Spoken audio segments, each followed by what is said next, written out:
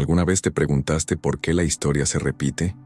¿Por qué las grandes potencias cometen los mismos errores una y otra vez? Hoy vamos a hablar de algo que tal vez te va a sorprender. Lo que le pasó a Roma hace más de 2000 años está pasando exactamente ahora, en este momento, con Estados Unidos.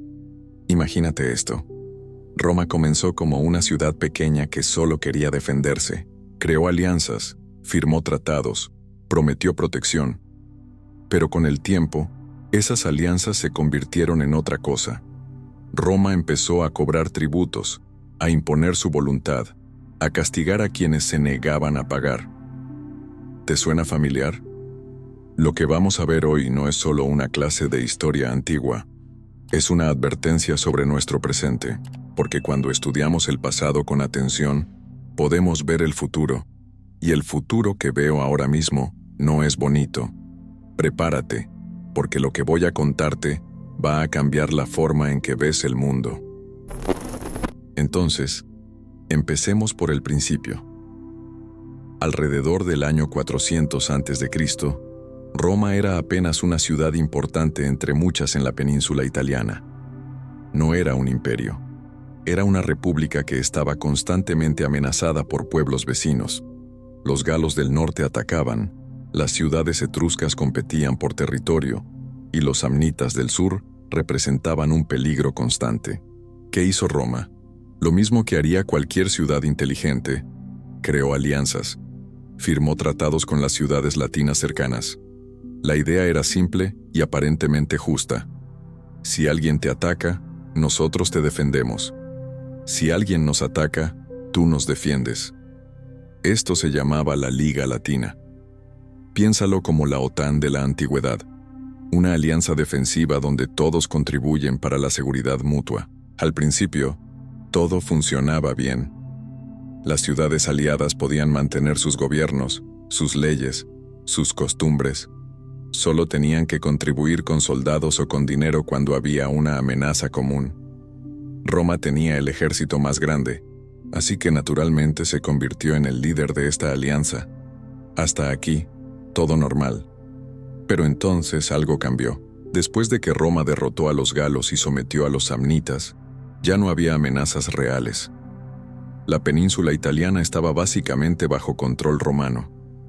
¿Qué pasó con la alianza defensiva? ¿Se disolvió? No, para nada. Roma descubrió algo muy interesante, que cobrar tributos era mucho más fácil que trabajar la tierra. Las ciudades aliadas seguían pagando y enviando soldados, pero ahora ya no era para defenderse de nadie. Era simplemente porque Roma lo exigía. Si una ciudad decía, espera, ya no hay amenaza, ¿por qué seguimos pagando? Roma enviaba sus legiones. El mensaje era claro, paga o te destruimos. Lo fascinante es cómo Roma justificaba esto. Hablaban de la paz romana, de orden, de civilización. Decían que estaban llevando leyes justas y progreso a todos los pueblos. Construían acueductos, caminos, baños públicos. Y sí, todo eso era real. Pero ¿sabes qué más era real? Que ese dinero para construir todo eso venía de los tributos forzados de ciudades que ya no tenían opción de salirse de la alianza. Piensa en las provincias que Roma fue conquistando. Hispania, la Galia, el norte de África.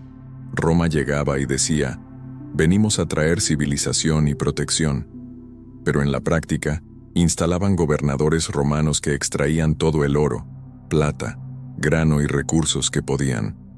Los impuestos eran brutales, y si protestabas, si te rebelabas, las legiones venían y arrasaban tu ciudad. Lo que comenzó como una alianza defensiva, se había transformado en una máquina de extracción imperial. Y lo más peligroso es que los romanos se habían convencido a sí mismos de que esto era bueno. Creían genuinamente que estaban llevando civilización al mundo. No se veían como conquistadores codiciosos, se veían como benefactores. Esta transformación no fue instantánea, tomó generaciones, pero cada paso parecía lógico en su momento. Necesitamos una guarnición aquí para mantener el orden. Esta provincia debe pagar por su propia administración. Si permitimos que esta ciudad se rebele, otras van a seguir su ejemplo. Paso a paso, decisión a decisión, la República Defensiva se convirtió en un imperio extractivo. Y aquí está el punto clave. Nadie en Roma se levantó un día y dijo, vamos a convertirnos en un imperio malvado. Simplemente siguieron la lógica del poder. Cuando tienes el ejército más fuerte, cuando controlas las rutas comerciales, cuando otros dependen de ti para su seguridad, empiezas a pensar que tienes derecho a más. Empiezas a creer que tus intereses justifican cualquier acción. Roma había descubierto lo que el historiador Tucídides escribió sobre Atenas siglos antes, aunque aplicado a su propia realidad. Las alianzas defensivas son fáciles de transformar en imperios cuando hay dinero de por medio. Y una vez que una sociedad se acostumbra al dinero fácil que viene de la extracción imperial, es casi imposible volver atrás. Ahora vamos a hablar de algo incómodo, la hipocresía del poder. Porque Roma tenía una imagen de sí misma. Los romanos creían en virtudes como la justicia, la dignidad, el honor, la república. Estas no eran palabras vacías. Existía un genuino orgullo en ser romano, en pertenecer a una república de leyes. El Senado romano se presentaba como un cuerpo de hombres sabios que deliberaban por el bien común. Había toda una cultura de discursos, debates, argumentos legales. Había tribunos de la plebe que supuestamente defendían a la gente común. Había leyes escritas que aplicaban para todos. Esta era la narrativa oficial. Pero entonces, ¿qué pasaba cuando una provincia se rebelaba? Déjame darte un ejemplo concreto. En el año 73 a.C., estalló la rebelión de esclavos liderada por Espartaco. Miles de esclavos se levantaron contra Roma. Después de 2 años de guerra, Roma finalmente los derrotó. ¿Y sabes qué hicieron? Crucificaron a 6.000 esclavos a lo largo de la Vía Apia, el camino principal que llevaba a Roma. 6.000 cruces, una tras otra, kilómetros y kilómetros de cuerpos colgando como advertencia. ¿Dónde estaba la justicia romana? ¿Dónde estaba la dignidad? Esto no era justicia, era terror calculado. Era enviar un mensaje. Esto es lo que te pasa si desafías a Roma. O tomemos otro ejemplo. En el año 52 a.C., Julio César estaba conquistando la Galia. Una ciudad llamada Alesia se resistió. César sitió la ciudad, construyó un muro alrededor, dejó que la gente muriera de hambre. Cuando finalmente se rindieron, ¿sabes qué pasó con el líder galo Vercingetorix? Lo llevaron encadenado a Roma, lo exhibieron en un desfile triunfal, y después lo estrangularon en una celda. Su único crimen fue defender su tierra. Pero César regresó a Roma como un héroe. El Senado le otorgó honores. La gente celebraba en las calles, porque para los romanos, Vercingetorix no era un líder defendiendo su pueblo, era un rebelde desafiando la paz romana. Esta es la tensión que quiero que entiendas. Los romanos genuinamente creían en sus valores republicanos, pero cuando esos valores chocaban con los intereses del poder, ¿qué ganaba? Siempre el poder. Y no pienses que esto era solo hacia afuera. Dentro de Roma las cosas se pusieron igual de brutales. Durante las guerras civiles del primer siglo antes de Cristo, vimos algo llamado proscripciones. ¿Sabes qué era eso? Básicamente, listas de muerte legalizadas. Cuando Mario y después Sila tomaban el poder, publicaban listas con nombres de sus enemigos políticos. Si tu nombre estaba en la lista, cualquiera podía matarte y quedarse con tus propiedades. No había juicio, no había defensa. Tu nombre en un pedazo de papiro era tu sentencia de muerte. Y esto no lo hacían tiranos extranjeros. Lo hacían ciudadanos romanos contra otros ciudadanos romanos, todo en nombre de salvar la república. Más tarde, durante el segundo triunvirato, Octavio, Marco Antonio y Lépido hicieron lo mismo. Publicaron listas con cientos de nombres. El gran orador Cicerón estaba en esa lista. Le cortaron la cabeza y las manos, y las exhibieron en el foro romano. Este era el mismo Cicerón que había pasado su vida defendiendo la república, la ley, la virtud. ¿Ves el patrón? Roma hablaba de virtud, pero practicaba el realismo más crudo. Cuando estaban seguros y ricos, podían darse el lujo de ser nobles, pero cuando había presión, cuando el dinero escaseaba, cuando el poder estaba en juego, toda esa virtud desaparecía. Y la gente común lo aceptaba porque tenían miedo o porque se beneficiaban. Si eras un soldado romano, las conquistas significaban botín. Si eras un comerciante, el imperio significaba nuevos mercados. Si eras un ciudadano en Roma, pan y circo gratis cortesía de las provincias conquistadas. Entonces todos participaban en esta ficción colectiva. Somos virtuosos, somos los buenos, estamos llevando civilización. Mientras tanto, crucificaban a miles, quemaban ciudades enteras, vendían poblaciones completas como esclavos. Esta hipocresía no era simplemente cínica, era algo más profundo y más peligroso. Era autoengaño institucionalizado. Roma necesitaba creer que era virtuosa para mantener su identidad, pero también necesitaba ser brutal para mantener su imperio. Entonces creó una narrativa que permitía las dos cosas. Somos duros porque el mundo es duro, pero nuestras intenciones son nobles. Y aquí está la lección. Cuando una sociedad se vuelve dependiente del imperio, cuando su economía, su estilo de vida, su identidad misma dependen de dominar a otros, entonces va a encontrar la manera de justificar cualquier brutalidad. Ahora llegamos a la parte más importante, porque todo lo que hemos hablado sobre Roma no es solo historia antigua, está pasando ahora mismo. Primero, déjame terminar la historia romana. Roma aprendió que la mejor manera de mantener el imperio no era solo conquistar, sino aterrorizar tan completamente a algunos que los demás ni siquiera pensaran en rebelarse. Era la estrategia del castigo ejemplar.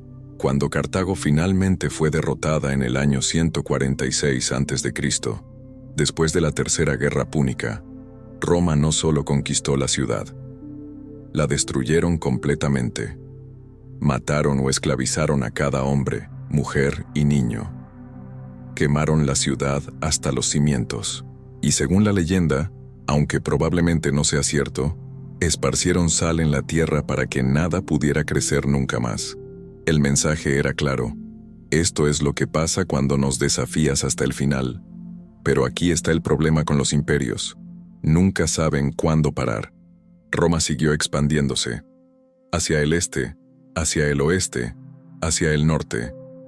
Cada nueva provincia prometía riquezas. Cada nueva conquista parecía necesaria para proteger la anterior. Y entonces Roma empezó a sobreextenderse. Tenían legiones en Britania en el norte, legiones en Egipto en el sur, legiones en Siria en el este, legiones en Hispania en el oeste. Las líneas de suministro se volvieron imposibles. Los costos se dispararon. Y lo más importante, empezaron a tener enemigos en todos lados al mismo tiempo. En el siglo III después de Cristo, Roma estaba luchando guerras simultáneas en múltiples frentes. Los persas atacaban en el este, las tribus germánicas presionaban en el norte, había rebeliones en las provincias, la economía colapsó, tuvieron que devaluar la moneda una y otra vez, la inflación se volvió incontrolable, y ahí está la ironía final. Roma colapsó no porque perdiera su virtud, sino porque la lógica del imperio se volvió insostenible. No podían extraer suficiente riqueza para pagar por todas las legiones que necesitaban para mantener el imperio que les daba esa riqueza. Ahora, hablemos de Estados Unidos, y aquí es donde todo se vuelve incómodo. Después de la Segunda Guerra Mundial, Estados Unidos creó algo llamado la OTAN, la Organización del Tratado del Atlántico Norte. Era una alianza defensiva contra la Unión Soviética. Igual que la Liga Latina de Roma era una alianza donde todos contribuían para la seguridad mutua. Y al principio, tenía sentido. Pero entonces la Unión Soviética colapsó en 1991. ¿Se disolvió la OTAN? No. Se expandió. Más y más países entraron. Y mientras tanto, Estados Unidos empezó a usar esta alianza no solo para defensa, sino para proyectar poder. Mira lo que pasó con el gasoducto Nord Stream. Este gasoducto llevaba gas ruso barato a Alemania. La economía alemana dependía de ese gas para su industria. Pero cuando empezó la guerra en Ucrania, ese gasoducto fue saboteado. Hasta hoy no sabemos oficialmente quién lo hizo, pero muchos sospechan que fue Estados Unidos, o con la bendición estadounidense. ¿Por qué? Porque un gasoducto ruso-alemán creaba una relación económica que no pasaba por Estados Unidos, y eso no era aceptable. Entonces lo destruyeron, y Alemania, el aliado, ahora tiene que comprar gas licuado estadounidense, mucho más caro. ¿Ves el paralelo con Roma? La alianza defensiva se convirtió en una herramienta de control económico. O mira cómo Estados Unidos está presionando a Europa para que compre más armas estadounidenses. Cada vez que hay una amenaza rusa, Estados Unidos dice que Europa necesita aumentar su gasto militar. ¿Y adivina quién vende las armas? El complejo militar industrial estadounidense. No se trata realmente de defender Europa. Se trata de mantener a Europa dependiente y de transferir dinero europeo a corporaciones estadounidenses. Es exactamente lo que Roma hacía con sus provincias.